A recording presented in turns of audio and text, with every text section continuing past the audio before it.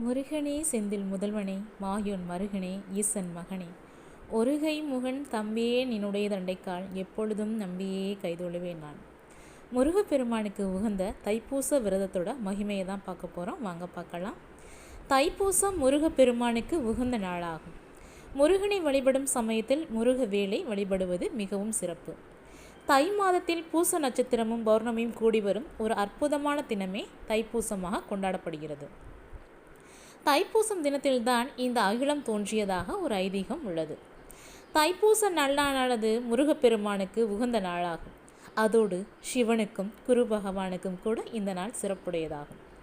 தைப்பூச நாளில் காலையில் எழுந்து குளித்துவிட்டு நெற்றியில் திருநீறு அணிந்து கந்த சஷ்டி கவசம், கந்த அலங்காரம், கந்த அனுபூதி, திருமுருகாற்றுப்படை, திருப்புகழ், கந்த கழிவெண்பா போன்றவற்றை மாலை வரை படிக்கலாம். வேலைக்கு செல்வோர் கந்தனை காலையிலேயே பூஜித்து மனதார வணங்கிவிட்டு ஒரு நாள் முழுவதும் கந்தனை நினைத்து ஓம் சரவண பவ என்னும் மந்திரத்தை உச்சித்தவாறே வேலைகளை செய்யலாம். முருகனை வழிபடும் சமயத்தில் முருக வேலை வழிபடுவது மிகவும் சிறப்பு. காலை மாலை என இருவேளையும் இந்நாளில் கோவிலிற்கு சென்று வழிபடுவது மிகவும் சிறப்பாகும். முருக பக்தர்கள் பலர் தைப்பூச விரதத்தை 48 நாட்கள் இருப்பது வழக்கம்.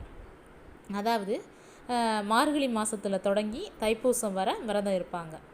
அன்னை பார்வதி தேவி முருகனுக்கு ஞானவேல் வழங்கியது இந்த நன்னாளில்தான். இந்த ஞானவேல் கொண்டே ஞான பண்டிதன் அசுரவதம் புரிந்தார் என்பது வரலாறு. தைப்பூச நாளில் முருகனுக்குரிய வேலை வழிபடுவதன் பயனாக தீய சக்திகள் நம்மளை ஒருபோதும் அண்டவே அண்டாது. தைப்பூசம் தினங்கிறது முருகப்பெருமானுக்கு தான் நம்ம சிறப்புன்னு நினச்சிட்டு இருந்தோம். முருகப்பெருமானுக்கு மட்டும் இல்லை, சிவபெருமானுக்கும் குரு பகவானுக்கும் மிக மிக உகந்த நாள். நல்லா படிக்கணும், நல்லபடியாக ஒரு வீடு கட்டணும் அப்படின்னு நினைக்கிறவங்க நீங்கள் தைப்பூச தினத்தன்று உங்கள் வேலைகளை துவங்கலாம். ரொம்ப ரொம்ப சிறப்பான நாள்.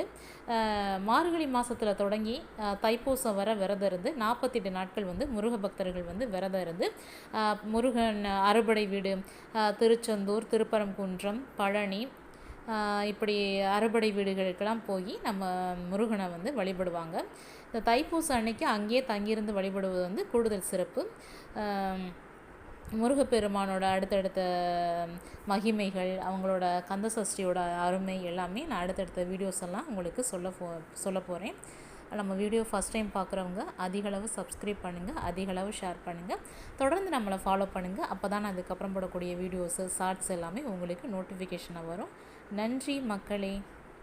முருகனை வழிபடுவோம், முருகனின் அருளை பெறுவோம், வெற்றிலை தீபம் போடுவோம், முருகனோட அருளை பெறுவோம். நன்றி மக்களே.